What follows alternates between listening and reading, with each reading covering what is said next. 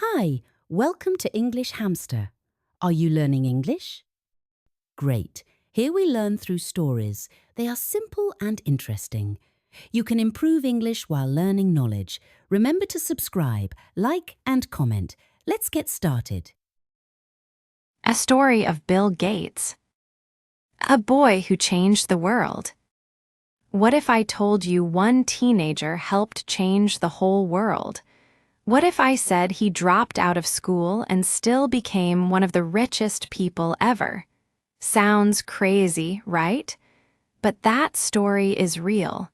It's the story of Bill Gates. He was not a movie star. He was not a singer. He did not fly to space. But Bill Gates helped bring computers into people's homes. He helped build a company called Microsoft. Today, that company is known all around the world. Maybe you even use Windows on your computer. That came from him. But Bill's life is not just about computers or money. His story has smart choices, big mistakes, and surprising changes. It is full of lessons. So, how did a smart boy with glasses become a world leader in tech, and later, one of the biggest givers on Earth? Let's find out. Part 2, A Curious Boy. Bill Gates's childhood and early interests. Bill Gates was born in 1955 in Seattle, a city in the United States. His real name is William Henry Gates III, but everyone calls him Bill. He grew up in a nice home with his parents and two sisters. His father was a lawyer, and his mother was a teacher and later worked with charities. His family was not poor, but they were not super rich either. They wanted Bill to study hard and be a good person. From a young age, Bill loved to read. He read all kinds of books about animals, science, history, and even math. When he was just 10 years old, he finished a big math book that was meant for adults. His mind was fast, and he always asked questions.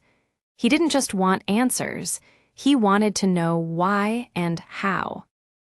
Bill also liked to think alone. While other kids played outside, Bill often sat and read books or did puzzles. He wasn't very good at sports, and he didn't care much about fashion or parties. Some people thought he was strange, but Bill didn't mind. He was happy in his world of ideas. Then something happened that changed his life. When Bill was 13, his school got a computer. This was in the 1960s. At that time, computers were big, slow, and very expensive. Most schools didn't have them, but Bill's school was lucky. They had one in a special room, and Bill, he fell in love. He spent hours and hours learning how the computer worked. He skipped gym class to write code. He even got in trouble once because he used too much computer time. But he didn't stop. He just wanted to learn more. He met another boy at school who also liked computers. His name was Paul Allen. Paul was quiet, smart, and loved machines. The two became good friends. Together, they learned how to make computers do cool things. They wrote programs and tested ideas. Sometimes they made mistakes, but they always tried again. Their first big project was a program that helped count students at school. It was simple, but it worked. Teachers started to notice. So did local businesses. Some even paid the boys to fix their computers.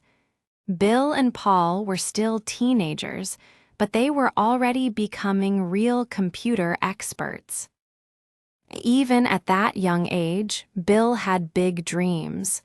He once told a friend, I'm going to start a business. I'll be a millionaire by 30. Most people laughed, but Bill wasn't joking. He believed it, and he was ready to work hard to make it happen. At the same time, his parents wanted him to go to college. They pushed him to think about law or medicine. But Bill knew that computers were his future. He didn't want to be a lawyer. He wanted to build things, new things, smart things, useful things. Looking back, it's clear that young Bill Gates was not a normal kid. He was different. He was focused. He was curious. And most of all, he was ready to learn. That's where the story begins, not in a big office or on TV, but in a quiet school computer room with a boy who asked, "What can I make this machine do?" Part 3, the start of Microsoft. A big dream becomes real. Bill Gates went to a famous college called Harvard. It's one of the best schools in the world. But even there, Bill felt different. While other students studied law or science, Bill spent most of his time on computers. He stayed up late writing code. He skipped classes to work on new ideas.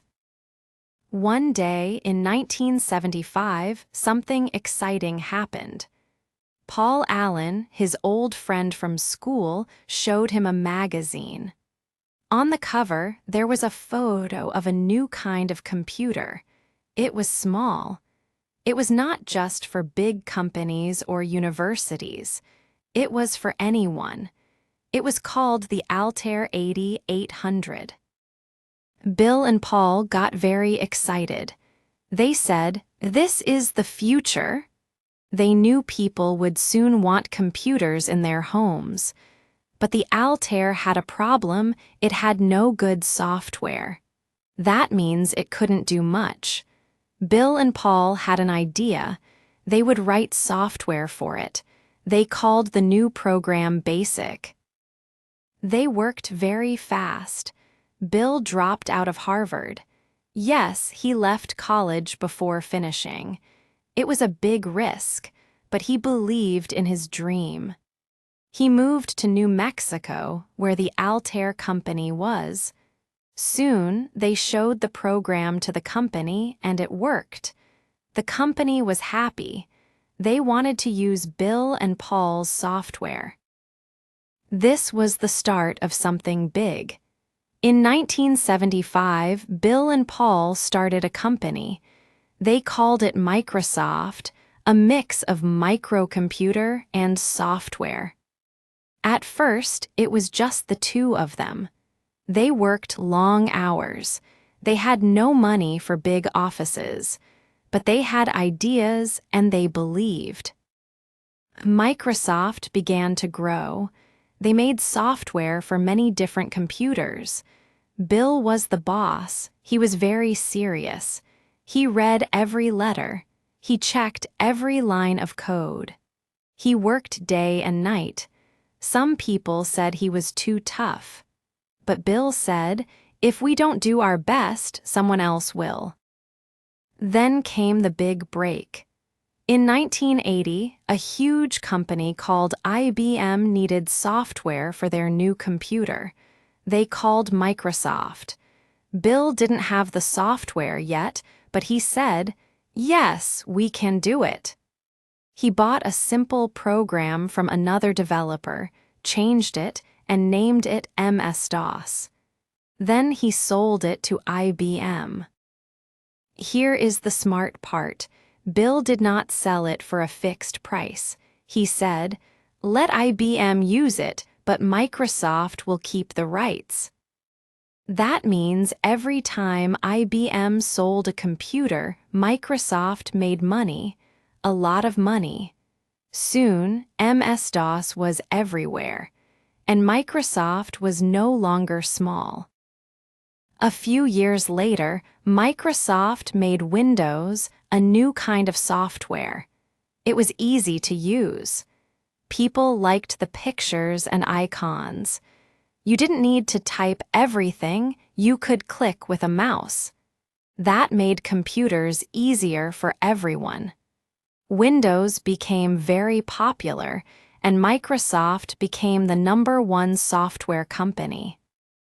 By the time Bill was 31, he was already a billionaire. Remember when he said he'd be rich by 30? He was close. He worked hard, took risks, and never gave up. He and Paul Allen had built something that changed the world. But success wasn't always fun. Bill had to make big decisions. He had to say no to people. He had to fight other companies. And sometimes he made mistakes, but he kept going. Because he knew the world was changing and he wanted Microsoft to lead the way. From two young men with an idea to the top of the tech world. The story of Microsoft is not just about computers. It's about seeing the future and working hard to reach it. Part 4, The Challenges of Success: Power, Problems, and Pressure. Bill Gates became very rich very fast. By the 1990s, Microsoft was everywhere. Almost every computer used Windows. People all over the world used Word, Excel, and other Microsoft programs. Bill Gates was now one of the most powerful men in the world, but with great power come big problems. Many people started to worry. They asked, "Is Microsoft too big? Is it fair?" Some companies said Microsoft was not playing nice. They said Bill tried to stop other companies from growing. Some people called him a bully. That means a person who uses power in a bad way. The government of the United States began to watch Microsoft. In 1998, they took Microsoft to court. They said the company broke the rules of fair business. The case was big. People talked about it on the news every day. The problem was this: Microsoft made Windows, but it also put its own web browser, called Internet Explorer, into Windows. That made it hard for other browsers, like Netscape, to compete. Some people said this was unfair. They said Microsoft used its power to push others out. Bill said, "We just want to make better products." But the court did not fully agree. They said Microsoft needed to stop some of its actions. At one point, the court even wanted to break Microsoft into two companies. That did not happen in the end, but the company had to change. This was a hard time for Bill. He had to speak in court. He had to answer many questions. Some people said he looked nervous and angry. He was not used to being questioned. Until then, he was always the smartest person in the room. Now, people were judging him. The public began to see another side of Bill Gates. Not just the young genius with glasses, but a very rich man with control over how millions of people used computers. Some people respected him. Others feared him. Many thought he was too powerful. At the same time, running a big company was stressful. Bill worked all the time. He had no hobbies. He even said, "If you take a vacation, I think you're lazy." He wanted everyone at Microsoft to work as hard as him. That made him successful, but also hard to work with. Some people inside Microsoft said Bill was not always kind. He shouted in meetings. He said mean things when he didn't like someone's idea. One worker said, "You never felt good enough." Bill expected perfection. and that made him a difficult boss. But here is the interesting part. Bill started to change. He got married in 1994 to a woman named Melinda. She also worked at. But here is the interesting part. Bill started to change. He got married in 1994 to a woman named Melinda. She also worked at Microsoft. Together, they began to think about the world, not just computers, but people, poor people, sick people, children without schools. They started to ask, how can we help? Around the year 2000, Bill stepped down as Microsoft CEO. He said, I want to focus on giving. He still worked with Microsoft, but not as the top boss. He started to think less about business and more about life. This was a turning point. The man who once wanted to win every battle now wanted to fight different battles. Not against companies, but against problems like hunger and disease. Bill Gates had faced power, problems, and pressure. He had made mistakes. He had made money. But now he wanted to make something even bigger, a difference. Part 5, A New Mission. Bill Gates the Giver. Bill Gates was no longer just a tech man. After years of working at Microsoft, he wanted to do something new. He had more money than almost anyone on Earth. But he didn't want to buy more houses or fancy cars. He wanted to help people. So, in 2000, Bill and his wife Melinda started the Bill and Melinda Gates Foundation. This was not a small group. It became one of the biggest charities in the world. The goal was simple but big: make life better for as many people as possible. They started with health. In some poor countries, children die from diseases that rich countries can stop. Bill and Melinda said, "This is not fair." So they gave money to help make cheap vaccines. They helped send medicine to places that had none. They worked with doctors and schools. Their goal was to help people live longer, better lives. One big problem was malaria, a disease from mosquito bites. In Africa, it kills many people, especially children. Bill's foundation gave millions of dollars to help stop it. They paid for nets to keep mosquitoes away. They gave money to find new drugs. Slowly, the number of malaria deaths started to go down. The foundation also helped with clean water, better toilets, and schools. Bill said, "It's not just about health. People also need good education and safe places to live." Some people were surprised. The same man who once fought hard in business now gave money to help strangers. Some didn't believe it. They said, "Is this just to look good?" But Bill kept giving. Over the years, the foundation gave away tens of billions of dollars. Bill also started to work with other rich people.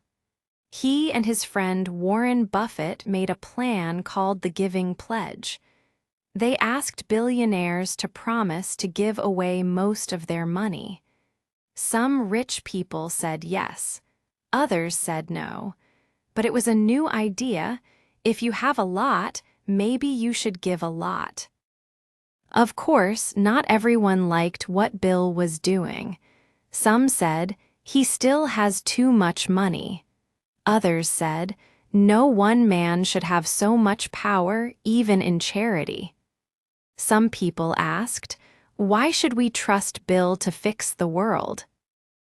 These are fair questions. Giving money is good, but it's not always easy. Sometimes things don't work. Sometimes help goes to the wrong place. Bill and Melinda made mistakes too, but they tried to learn. They asked for help from experts. They didn't stop. In 2020, something big happened. COVID-19 spread around the world. People got sick, many died, and governments were not ready. But Bill had warned about a virus like this 5 years before. In a talk, he said, "The world is not ready for a big virus." Many people ignored him, but he was right. During the pandemic, Bill's foundation gave money to help. They helped pay for vaccines. They helped poor countries get care. Bill also spoke to people on TV. He talked about science, health, and the future. Some people thanked him. Others did not trust him. Strange stories spread online. Some said he made the virus. That was not true, but it showed how hard it is to help and be believed. Still, Bill kept working. He said, "This is my life's work now. Not business, not winning, but helping." From a boy with a book, to a man with billions, to a person trying to make the world better. That's the second life of Bill Gates. And for him, it may be the most important one. Part 6: Change, Criticism, and Growing as a Person. Over time, Bill Gates changed. When he was young, people saw him as a smart but cold businessman. He didn't smile much. He didn't talk about feelings. He just wanted to win. But later, he started to talk more about life, family, and the world. Still, not everyone liked him. As Bill became more famous for giving money, some people started to ask hard questions. They said, "Why does one man have so much power?" Others asked, "Does he always know what is best?" Some said Bill's charity helped, but also made him more powerful. Bill was not used to this kind of talk. For years, people said he was a genius. Now they questioned him. That was new. That was hard. One big moment came in 2021. Bill and Melinda said they were getting divorced. They had been married for 27 years. They had 3 children. They worked together at the foundation. But now, something was broken. They did not say much about why. They asked people to give them privacy. After the divorce, more stories came out. Some said Bill had been too friendly with women at work. One report said he wrote emails to a worker that made her uncomfortable. Another said he had dinners with a bad man named Jeffrey Epstein. That man had hurt many girls. People asked, why did Bill meet him? Bill said he made a mistake. He said he thought Epstein could help with charity money. But many people thought that was a bad excuse. They said Bill should have known better. These stories hurt his image. For years, Bill looked like the good rich man. Now some people saw him differently. Not evil, but not perfect either. Just human. And maybe that's important. Bill Gates is not a superhero. He is not always right. He worked very hard, but he also had lucky breaks. He had help. He made bad choices too. Like many powerful people, he sometimes thought he knew best. But he also learned. He changed. He started to listen more. He began talking about his own life, his mistakes, his fears, and his hopes.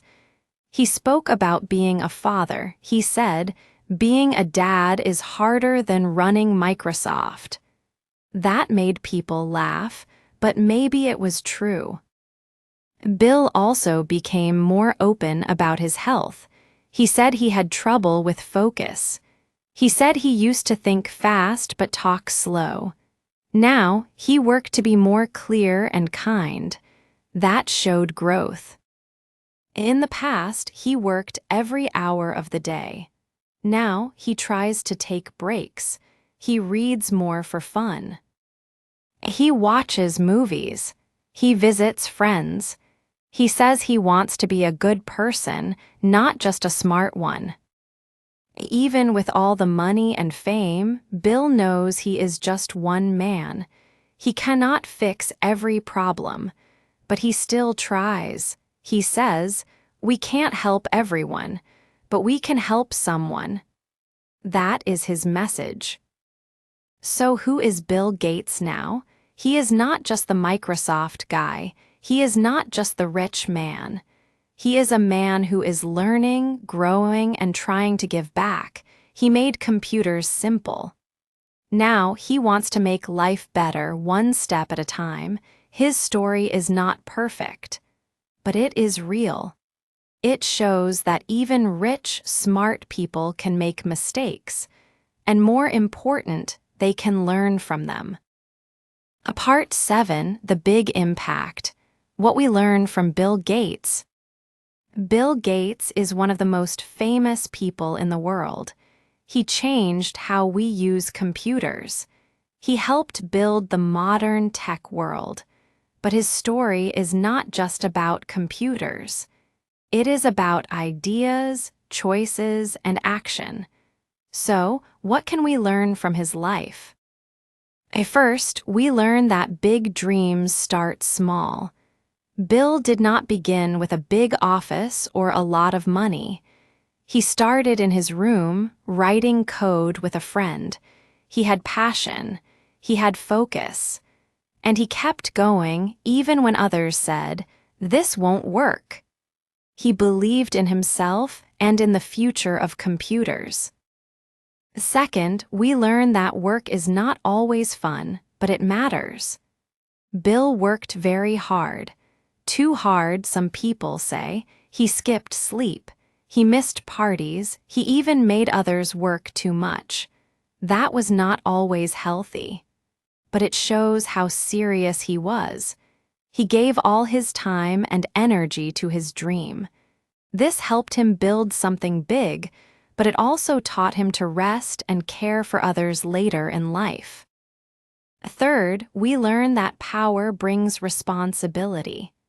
When Microsoft grew, Bill had great power. He could choose what software people used. He could shape the market. But some of his choices were not fair. The government had to stop him. This part of his life shows that even smart people can go too far. Even good ideas can hurt others if used in the wrong way. Fourth, we learn that people can change. Bill Gates was not always kind. He was not always open. But he changed. He became softer, more thoughtful, and more giving. He stopped running Microsoft and began working to help the poor and sick. That was a big change from tech king to global helper. Fifth, we learn that money is just a tool. Bill became one of the richest people ever, but he did not keep all the money for himself. He gave billions away. He asked other rich people to give too. He said, "Money has value only when you use it well." For him, that meant helping others. He could have bought 100 houses, but he chose to buy medicine for kids instead. Sixth, we learn that no one is perfect. Bill made mistakes in business, in friendship, and in his personal life. But he did not hide from them. He spoke about them. He tried to fix them. He showed that success does not mean being perfect. It means learning and growing. Bill Gates also shows us that one person really can change the world. Not all at once. Not alone. But by working hard, thinking deeply, and staying curious, we can all do something important. He also teaches us to look forward. Even now, he talks about the future, about clean energy, better schools, and health for everyone. He says, the world can be better, but we have to try. That is a strong message, not just for rich people, not just for tech workers, for everyone. So next time you use a computer, open a file, or click a mouse, remember, it was people like Bill Gates who helped make it easy. But more than that, remember what he did after Microsoft. He used his brain, his time, and his money to help others. That might be the best part of his story. Part 8. What part of his story inspires you most? Bill Gates was not just a boy who loved computers. He was not just the man who made Microsoft. He became someone who tried to make the world better. His story is long, full of ups and downs. He had big wins and big mistakes. But he never stopped learning. He never stopped trying. First, he gave us tools to work, learn, and connect. Then, he gave his time and money to fight sickness, hunger, and poverty. Many people have ideas, but Bill turned his ideas into action. That is rare. That is special. He was not perfect. He worked too much. He pushed people too hard. He made some poor choices in life, but he learned. He grew, and he tried to be better. That is something we can all understand. So, what does this mean for us? You may not be rich like Bill Gates. You may not build a tech company, but you can still take something from his story. You can dream big. You can work hard. You can learn from mistakes. You can give back when you have more than you need. Even one person can make a big difference, just like Bill did. Now it's your turn to think. What part of Bill Gates' story do you like best? Is it the way he worked hard? Is it how he helped the world? Or is it how he changed and grew as a person? Let us know in the comments below. We want to hear your thoughts. And remember, this is not just a story about a rich man.